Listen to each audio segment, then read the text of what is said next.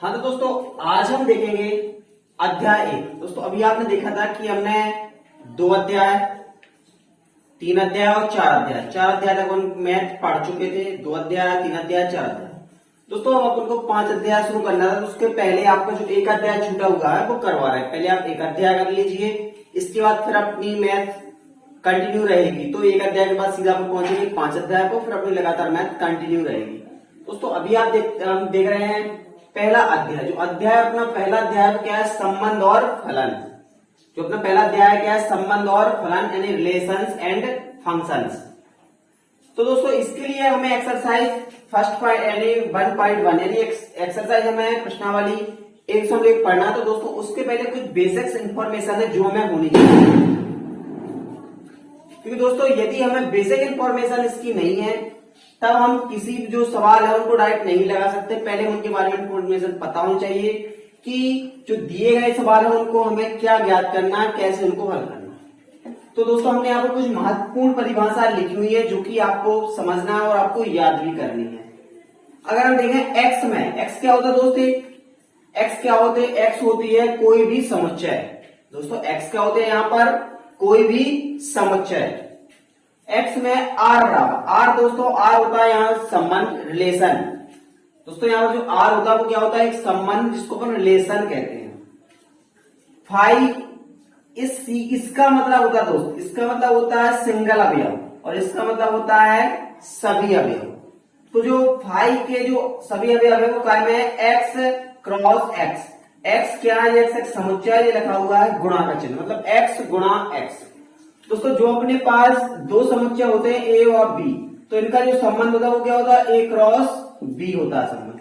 यहाँ पर जो समुच्चय है एक्स ही एक समुच्चय है, तो एक्स का ही एक्स से क्रॉस हुआ है। एक्स में आर बराबर 5 जिसके सभी अवयव एक्स क्रॉस एक्स द्वारा प्रदत्त संबंध आर रिक्त संबंध। दोस्तों जब भी एक्स के समुच्चय में जो ए क्रॉस बी या एक्स क्रॉस एक्स में यदि कोई भी अवयव नहीं है, क्योंकि 5 का मतलब क्या होता है दोस्तों, खाली। अब जब यहाँ जो बाहर 5 में एक भी अवयव नहीं है एक्स के, तो इसका मतलब है जो समुच्चय होता है रिक्त संबंध। जब एक भी अवयव नहीं है तो उसको हम रिक्त समुच्चय बोलते हैं और इस प्रकार के संबंध को रिक्त संबंध कहते हैं।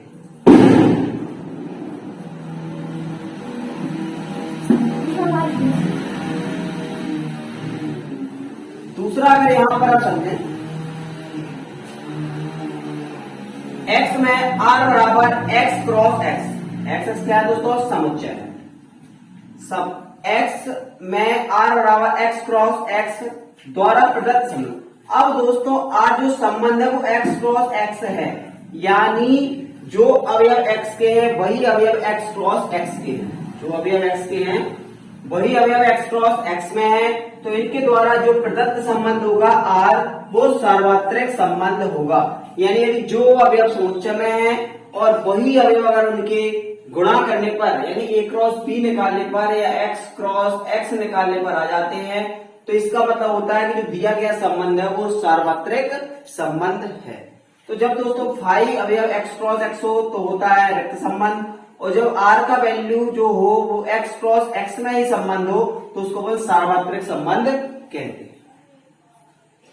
अब दोस्तों यहाँ मेन इंपोर्टेंट जो बात होती है वो है कि अपनी प्रश्नावली 1.1 में हमें तुल्यता संबंध दिखाना पड़ता है।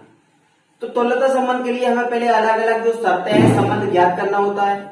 जैसे कि यहाँ हम देखें तीसरा, तो एक्स में एक्स क्या है, एक समुच्चय है। ऐसा संबंध है कि एवरी एलिमेंट मतलब सभी अवयव ए अवयव एक्स, ए के जो सभी मान है वो काय से लिए गए हैं, एक्स से लिए गए हैं।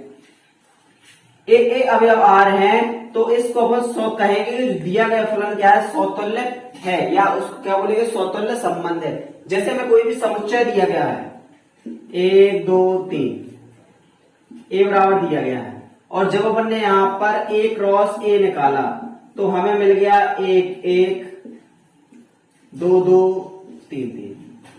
तो अगर इस तरीके से समान अवयव हमें मिल जाते हैं, ए मतलब 1 1 ए मतलब 2 2 मतलब 3 3 मिल जाते, तो हम इस संबंध को कह सकते हैं कि दिया गया जो संबंध है वो अपना समतुल्य है। सवाल की स्थिति हम देखेंगे कैसे हम दिखाएंगे सवाल लगा के कि समतुल्य कैसे होता है। तो बस आपको समझ लेना कि जो भी अवयव दिए गए हैं जब हम क्रॉस में निकालेंगे और यदि इनके अवयव एक समान आते हैं, 1 1 दो दो, तीन तीन, चार चार, पांच पांच, छह छह, सात सात, एक से एक समान अवयव आते हैं, ए मतलब एक समान अवयव आते हैं, तो कह सकते हैं जो संबंध है वो क्या अपना समतुल्य है। दूसरी एक्स में, एक्स फिर से कोई एक समुच्चय होगा एक्स। इस प्रकार का संबंध आर, जो प्रतिबंध ए अवयव आर का तात्पर्य है कि बी ए अवयव आर को संतुष्ट करता है। जैसे दोस्तों हमने यहां बताया कि 1 2 3 दिया गया है, अब यहां 1 2 3 दिया गया है। अब यहां पर हमने देखा कि जो अवयव है ए क्रॉस ए निकाला हमने, या एक्स क्रॉस एक्स निकाला, बात एक ही है। एक एक्स क्या होता है, एक समुच्चय होता है। हमने यहां निकाला तो यहां हमें मान लो मिल गया 1 2 2 1 1 3 और 3 1। दोस्तों यहां हमने देखा अगर ए बी आर का अवयव है तो बी ए बी आर का अवयव होना चाहिए। कहने का मतलब है जब 1 2 इसमें है तो इसका उल्टा 2 1 भी इसमें होना चाहिए। अगर 1 3 इसमें है तो 1 3 का उल्टा 3 1 भी इसमें होना चाहिए। तो हम कह सकते हैं कि दिया गया जो संबंध है वो कैसा है, सममित है। यानी जो अवयव ए बी है वो उसके उल्टे भी होने चाहिए। मतलब अगर 1 2 है तो 2 1 भी होना चाहिए, 2 3 है तो 3 2 भी होना चाहिए। अगर इस प्रकार से दिए जाते हैं तो हम कह सकते हैं कि जो अपना संबंध है वो क्या है, सममित है। तो संबंध क्या होगा यहाँ पे, सममित, जो संबंध होगा वो सममित होगा। तीसरी शर्त अगर हम देखें, एक्स में प्रतिबंध आर, ए अवयव बी है, ए बी अवयव है आर, बी सी अवयव है आर। दोस्तों अगर हम कहते हैं कि 1 2 अवयव है मान लो आर, और हम कहते हैं 2 3 अवयव है आर, 1 और 2 आर में है, 2 और 3 आर में है, तब जो आर में है इनका जो समान अंक को छोड़ देना, यानी 1 और 3 बचा, तो 1 और 3 भी अवयव होना चाहिए आर, ऐसा होना चाहिए। तब हम कह सकते, देखा ना यहाँ पर ए बी अवयव आर है, बी सी अवयव आर है, तब ए सी अवयव आर होना चाहिए। और जो सभी अवयव है वो काय के होने चाहिए, अपने एक्स के होने चाहिए। तो हम कह सकते हैं कि दिया गया जो संबंध है आर क्या है, संक्रामक। दोस्तों याद रखना, अगर समान अवयव आते हैं जो एक्स से मिलान करना, अगर समान अवयव वही आ रहे हैं तो समतुल्य है। अगर ए बी अवयव है और उसके उल्टे अवयव भी उसी में मौजूद हैं, ए बी है और बी ए है, यानी 1 2 है और 2 1 है, तो सममित है। और अगर पहले दो अवयव दूसरे दो अवयव यदि आर में है तो पहला और दूसरे का लास्ट अवयव भी इसी में होना चाहिए। यानी हमने बताया कि 1 और 2 अगर आर में है, 2 और 3 आर में है, तो 1 और 3 भी आर में अवयव होना चाहिए। तो हम कह सकते हैं कि दिया गया संबंध आर संक्रामक होगा। अब लास्ट में जो आखिरी बात है, एक्स में संबंध आर जो समतुल्य सममित संक्रामक है। अब कोई ऐसा संबंध दिया गया है जो समतुल्य भी है, सममित भी है और संक्रामक भी है। यदि तीनों चीजें हैं, समतुल्य, सममित और संक्रामक, तब हम कह सकते हैं कि दिए गए फलन में तुल्यता संबंध है। तब जो दिया गया फलन होगा उसमें तुल्यता संबंध होगा। ठीक है दोस्तों, तो आपको ध्यान रखना, समतुल्य है अगर फलन, संबंध सममित है और संक्रामक है, तो जो दिया गया फलन है उसमें एक तुल्यता संबंध होगा और हम सिद्ध कर सकते हैं दिए गए फलन में तुल्यता संबंध है। तो अपने 1.1 प्रश्नावली में इतनी ही परिभाषा है जो आपको याद करना बहुत ही जरूरी है। फिर जो 1.2 प्रश्नावली जब हम पढ़ेंगे तो उसके पहले कुछ और परिभाषाएं आपको 1.2 के लिए बताएंगे। तो अभी जो अपन को एक अध्याय 1.1 प्रश्नावली पढ़ना है उसके लिए अपना इतना याद होना बहुत जरूरी है। तो दोस्तों इतनी परिभाषा बहुत अच्छे से याद कर ले, अपने दिमाग में अच्छे से बिठा लें। देखते हैं दोस्तों हम इसके सवाल कि किस तरीके से इन परिभाषाओं के प्रयोग द्वारा हम दिए गए सवालों को हल कर सकते हैं। दोस्तों देखें यहां पर ऐसे प्रश्न नंबर 1 का पहला सवाल है, निर्धारित कीजिए कि क्या निम्नलिखित संबंधों में से प्रत्येक समतुल्य, सममित और संक्रामक है। हमें बताना है कि क्या ये समतुल्य, सममित, संक्रामक है या नहीं है। तो दोस्तों यहाँ पर 2 सवाल लिखे हुए पहले के देखें, जैसा कि यहाँ पर समुच्चय ए बराबर दिया गया है। देखो दोस्तों यहाँ पहले नंबर का ए बराबर दिया गया है 1 2 3 डॉट डॉट डॉट डॉट 13 और 14। यहां हम देखें में संबंध आर इस प्रकार परिभाषित है। जो आर संबंध है वो है X Y such that 3x minus Y बराबर 0 के रूप का संबंध दिया गया। यानी अगर हम इनके मान निकालना चाहें तो यहां देखें हम क्या है, देखो यहां मान देंगे जो एक्स वाई अवयव क्या है, ए, एवरी एलिमेंट एक्स वाई अवयव काय के ए के अवयव, जो एक्स वाई के मान है वो काय के ए से है। अब यहां अगर हम देखें तो क्या दिया गया है, देखो 3x माइनस वाई बराबर 0, यानी अगर यहां हम देखें तो 3x बराबर y को साइड लाए तो क्या हो गया 3x बराबर y, यानी यहां आ गया y बराबर 3x, y बराबर 3x। अब यहां एक के मान अगर हम देखें तो कितना ले सकते हैं, 1 से लेके 14 तक के हम मान ले सकते हैं x के और y के दोनों के। अगर यहां पर हम x का मान कितना लेते हैं, x बराबर 1 तो y बराबर 3 एकम 3, x बराबर 2 तो y बराबर 3 दूनी 6, x का मान 3 तो y का मान 3 का 9, x का मान 4 तो 4 ती 12, x का मान तो 5 ती 15, जो कि 14 से हो जाएगा ज्यादा, तो हम केवल 4 तक ही मान लेंगे। 1 रखेंगे तो 3 एकम 3, 2 रखेंगे तो 3 दूनी 6, 3 रखेंगे तो 3 का 9 और 4 रखेंगे तो 4 ती 12। यानी अगर यहां हम देखें तो हमें एक्स वाई जो समुच्चय होगा ए क्रॉस ए बराबर हमें मिल जाएगा कितना, अगर हम आर या संबंध देखते हैं, सीधा आर देखें, आर बराबर अगर हम देखें तो आर कितना मिल जाएगा हमें, एक्स का 1 वाई का 3, एक्स का 2 वाई का 6, एक्स का 3 वाई का 9, एक्स का 4 वाई का 12।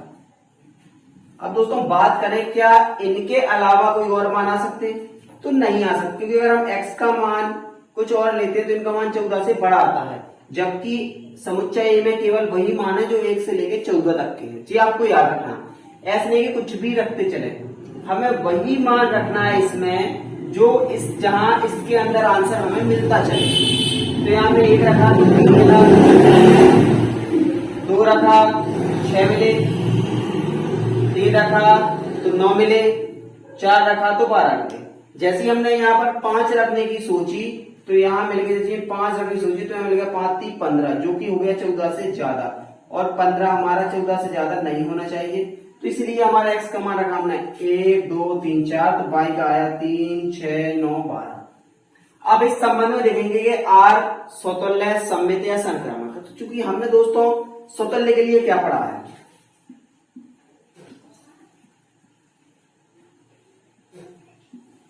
स्वतुल्य अगर आप तभी होगा जब इनके जो अवयव हैं एक अवयव r होना चाहिए, क्योंकि क्या देखो 1 1 2 2 3 3 डॉट डॉट डॉट डॉट अवयव नहीं है r में होना चाहिए था कितना 1 1 1 1 2 2 3 3 होना चाहिए, लेकिन चूंकि नहीं है, यानी ए अवयव नहीं है, ए अवयव नहीं है r, अतः संबंध r स्वतुल्य नहीं है।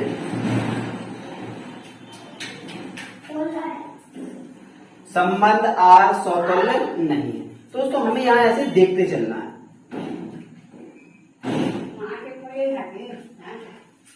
सिर्फ ज्यादा कठिन नहीं है, बहुत ही सरल है, सिर्फ हमें यहां समझना है। तो यहां r के हमने मान निकाले, r के मान निकालने के बाद हमने यहाँ देखा कि इनके समान अवयव आने चाहिए, बताया था स्वतुल्य में ए अवयव r होना चाहिए, मतलब समान अवयव 1 1 2 2 3 3 4 4 इसमें होना चाहिए थे, जो कि इसमें एक समान अवयव नहीं है, इसलिए हम लिख सकते हैं ए भी अवयव नहीं है, r का ए अवयव नहीं r है, अतः संबंध r स्वतुल्य नहीं है। दूसरा देखेंगे सम्मित।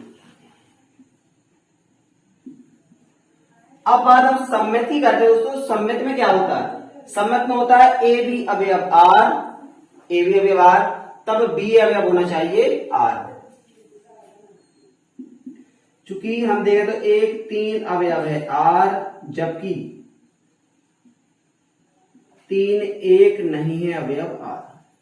यहां देखें 1 3 तो है इसमें, जब 1 3 है तो इसका उल्टा भी इसमें होना चाहिए, जब 1 3 है तो इसके अंदर 3 1 भी होना चाहिए, जबकि 3 1 इसके अंदर नहीं है, यानी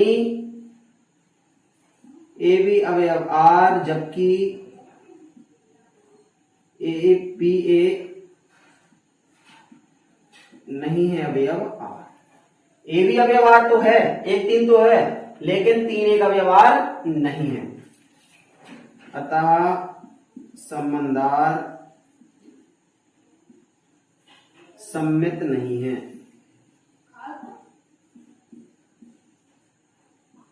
जो संबंध आ रहा है वो सम्मित नहीं है। यहां से पता चल गया कि दिया गया जो संबंध है वो आर सम्मित नहीं है। अगला देखते सम्मित के बाद आती है तीसरी की बारी, किसकी आती है? संक्रामक। अब दोस्तों बात आती है यहां से संक्रामक की। अब हम अगर संक्रामक देखें तो संक्रामक को यहां से समझें।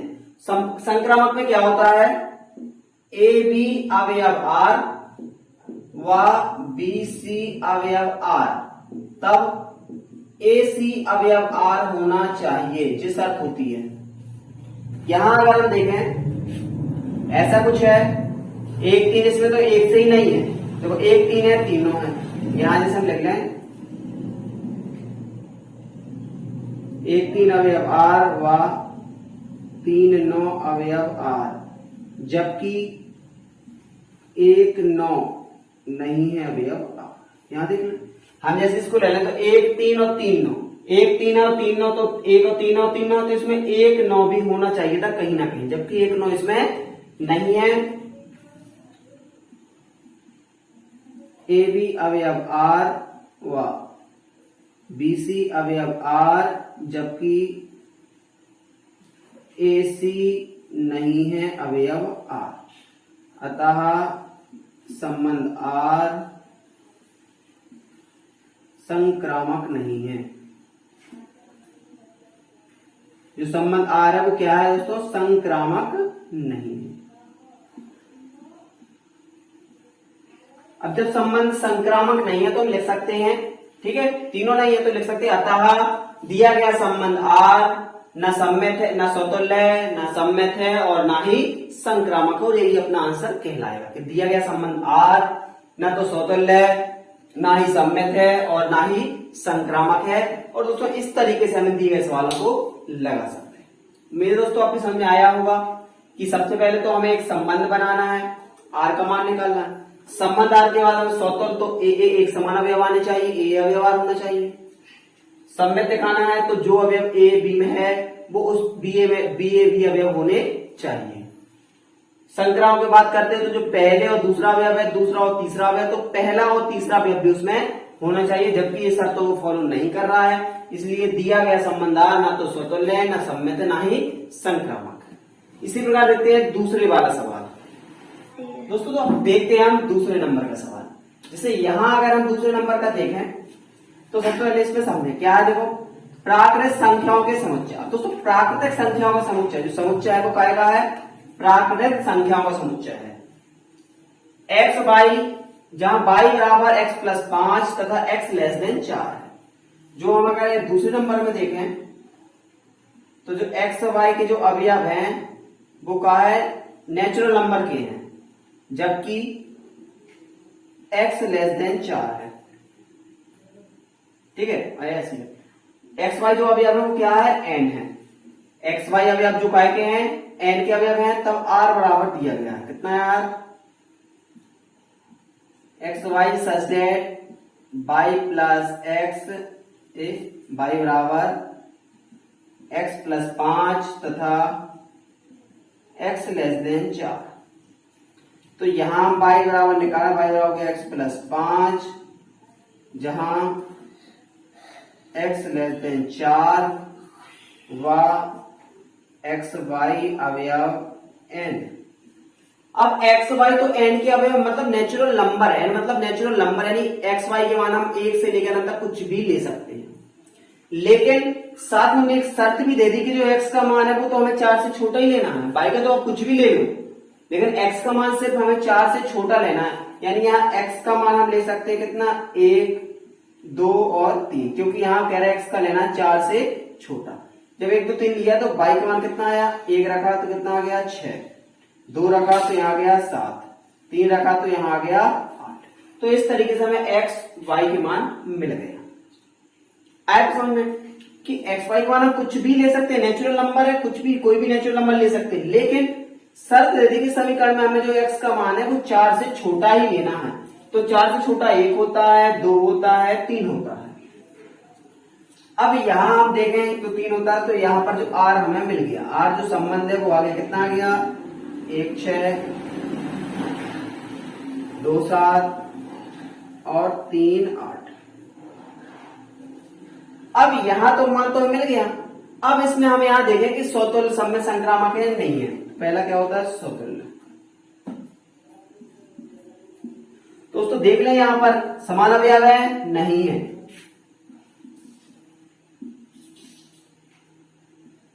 तीन तीन इसी प्रकार से डॉट डॉट अवयव नहीं है आर। अगर दोस्तों ए अवयव नहीं है आर, अतः एफ जो संबंध आर स्वतुल्य नहीं है। हमें पता है कि समान अवयव होना चाहिए, समान अवयव है नहीं तो स्वतुल्य नहीं है। सम्मित की बात आती है, फिर सम्मित में क्या होना चाहिए, ए बी अवयव बी ए। क्या लिखते हैं कि 1 6 अवयव आर जबकि 6 1 नहीं है अवयव आर। यानी ए बी तो आर में है जबकि बी ए अवयव नहीं है आर में। यानी यहां हम देखें तो 1 और 6 तो है इसमें, लेकिन 1 और 6 का उल्टा नहीं है, 6 1 नहीं है इसमें। संबंध आर सम्मित नहीं है।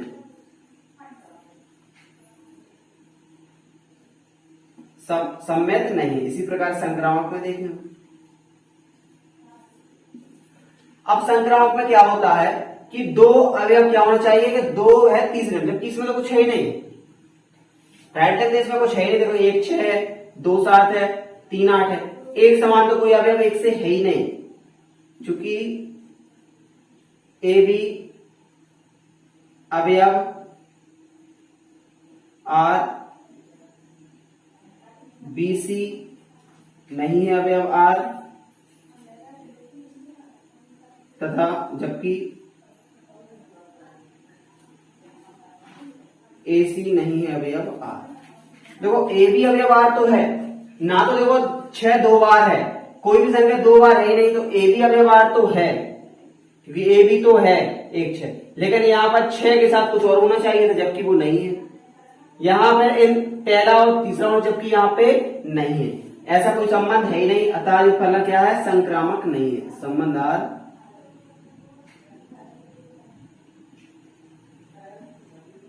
संक्रामक नहीं। तो इस तरीके से हम दिए गए सवालों को लगा सकते हैं। आज उसका समझें, शर्त याद रखना है, ए अवयवार होना चाहिए स्वतुल्य। ए बी अवयवार है तो बी अवयवार होना चाहिए स्वतुल्य सम्मित है। ए बी अवयवार है, बी सी अवयवार है, तब ए सी अवयवार होना चाहिए, तो दिया गया फलन संक्रामक है। और अगर ये तीनों संबंध आते हैं तो दिया गया फलन में तुल्यता संबंध है। जो भी आर होगा रिलेशन हो, क्या वो तुल्यता संबंध होगा उसमें। तो इस तरीके से हम लगा सकते हैं। ठीक है दोस्तों, तो उम्मीद है आपकी समझ में आया होगा दोस्तों। तो पहले तो आपको वो शर्तें याद करना जो हमने पहले लिखाई थी, फिर आपको इन सवालों को लगा के देखना दोस्तों। यदि आपसे नहीं बनते तो आप कमेंट करें, और भी जो सवाल है आपसे ना बने तो वो भी कमेंट करके उसमें लिख दें कि आपसे कौन से नंबर का सवाल है आपसे नहीं बन रहा है। दोस्तों हम आपको सवाल जरूर बताएंगे। दोस्तों यदि आपको आज का हमारा वीडियो अच्छा लगा हो तो प्लीज हमारे वीडियो को लाइक करें, शेयर करें और हमारे यूट्यूब चैनल को सब्सक्राइब करें दोस्तों।